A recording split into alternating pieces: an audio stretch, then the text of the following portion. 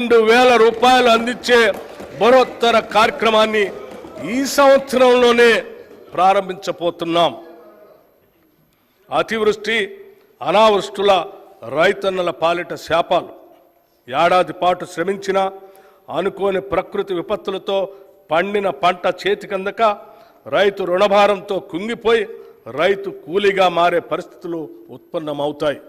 వారిని ఇలాంటి దైన్య స్థితి నుండి కాపాడాల్సిన బాధ్యత ప్రభుత్వానిది. గత ప్రభుత్వం ఈ పథకానికి అవసరమైన బీమా ప్రీమియం చెల్లించక రైతుల కడగళ్లకు కారణమైంది. మా ప్రభుత్వం రైతుకు ఆర్థిక భద్రత కలిగించేందుకు పంటల బీమా పథకాన్ని అమలు చేయడానికి ఈ సంవత్సరం నుండి ప్రధానమంత్రి ఫసల్ బీమా యోజన పథకంలో చేరాలని నిర్ణయించాం. ఈ పథకం కింద రైతులు చెల్లించాల్సిన బీమా ప్రీమియం కూడా రాష్ట్ర ప్రభుత్వమే చెల్లిస్తుంది. రైతులకి పైసా ఖర్చు లేకుండా వారు వేసిన పంటలకు పూర్తి భద్రత ఈ పథకం కల్పిస్తుంది.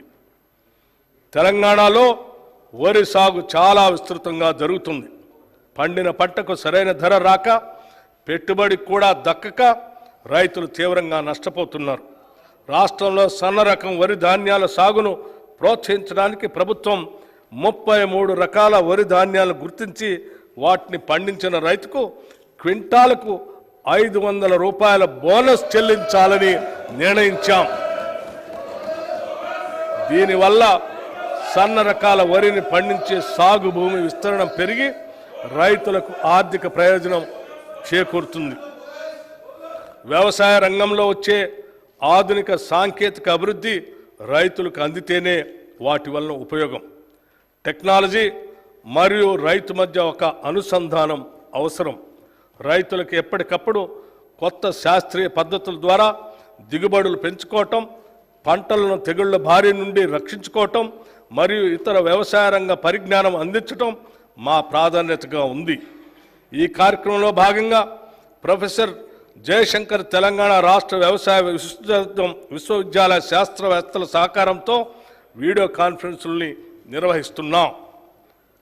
కుట్రపూరితమైన ఉద్దేశంతో గత ప్రభుత్వం చేసిన దుశ్చర్య ధరణి. చాలా సంవత్సరాల కాలంగా భూమిపై సర్వ హక్కులు అనుభవిస్తున్న కొందరు రైతన్నలకు వారి భూమి వారికే కాకుండా చేసింది ధరణి. తరతరాలుగా తమ యాజమాన్యంలో ఉన్న భూముల్ని ధరణి పోర్టల్లో నమోదు చేసే సమయంలో జరిగిన లోపాలు, అక్రమాలు, అవకతవకల వల్ల లక్షలాది రైతులు తీవ్రమైన మనోవేదనకి గురయ్యారు. ఆ పొరపాట్లను సరిదిద్దేందుకు ప్రభుత్వ కార్యాలయాల చుట్టూ తిరిగి వేసారిపోయారు.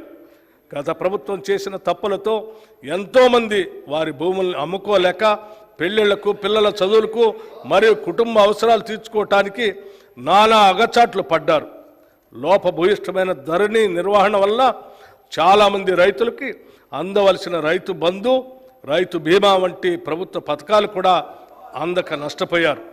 సాక్షాత్తు తెలంగాణ హైకోర్టు కూడా ధరణి పోర్టల్లోని ఎన్నో లోపాలని ఎత్తి చూపింది.